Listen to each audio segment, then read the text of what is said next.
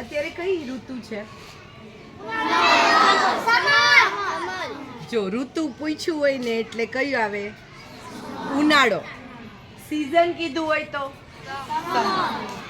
બેન તમે એક ઉભા થઈ જાઓ, તમારા ફેસ ઉપર આવે છે, અહીંયા આવી જાઓ. ઓકે.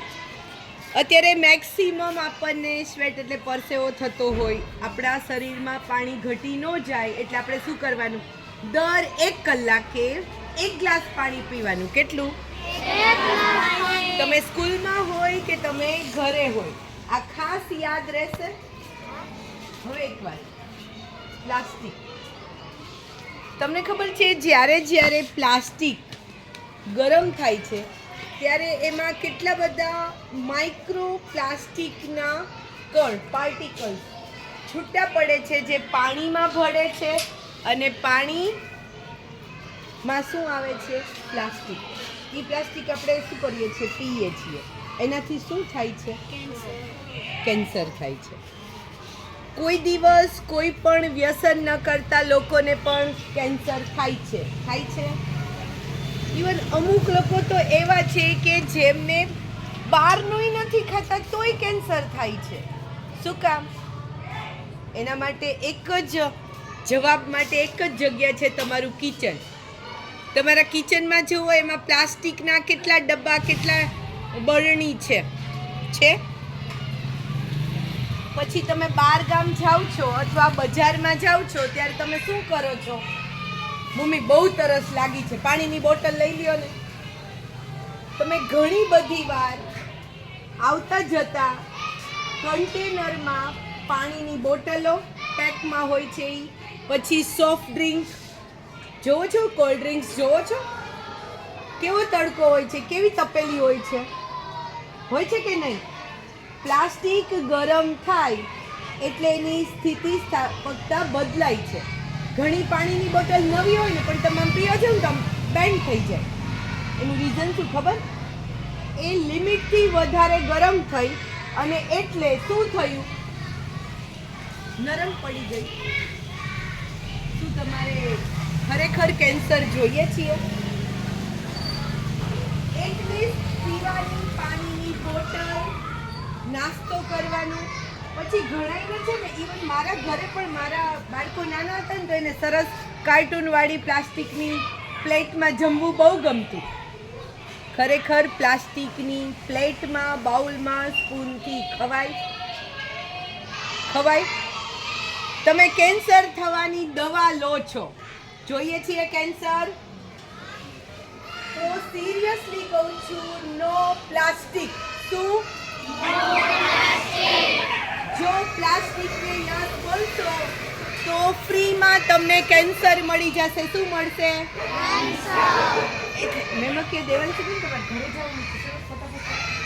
એટલે ખાસ યાદ રાખો, તમારે પ્લાસ્ટિક બને એટલું ઓછું યુઝ કરવાનું છે. ઓકે? અહીંયા આજ સુધી જે પણ પ્લાસ્ટિકની બોટલ લાવતા હતા, ઇટ્સ ઓકે, બટ જાગ્યા ત્યારથી સવાર પ્લીઝ પ્લાસ્ટિકની કોઈ પણ વસ્તુને યુઝ ના કરો. પાકું? ઘરેથી બજારમાં જાઓ તો પાણીની નાની બોટલ ભરીને જાઓ.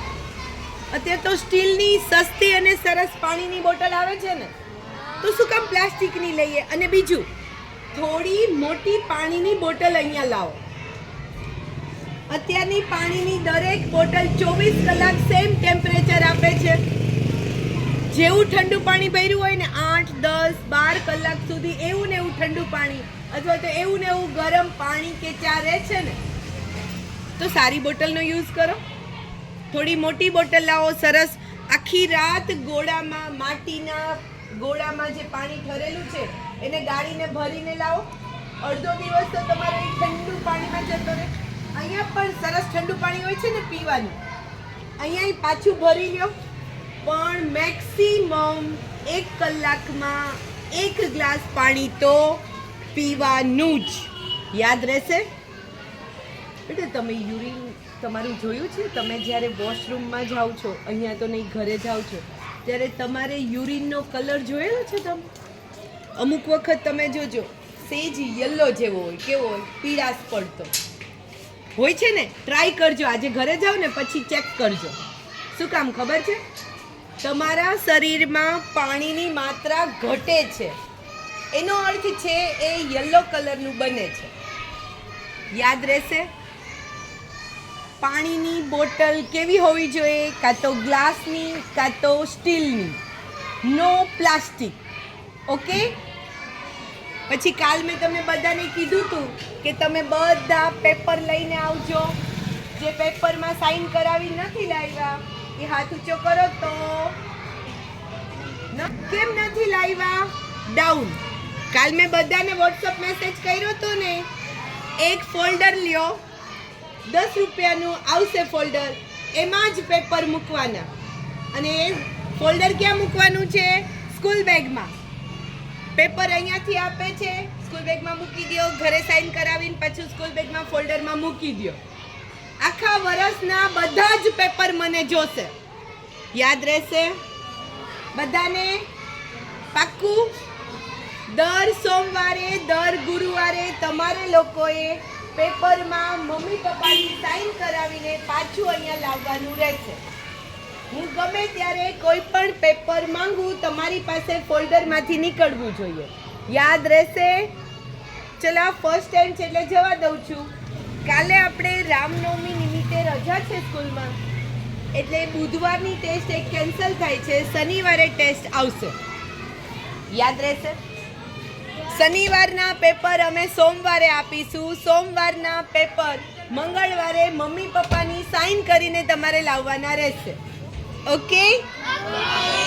પછી એક બીજું, બહુ બધા વર્ષો પછી, બહુ બધા સંઘર્ષ પછી રામ ભગવાન 500 વર્ષ પછી એમની જગ્યાએ આવેલા છે.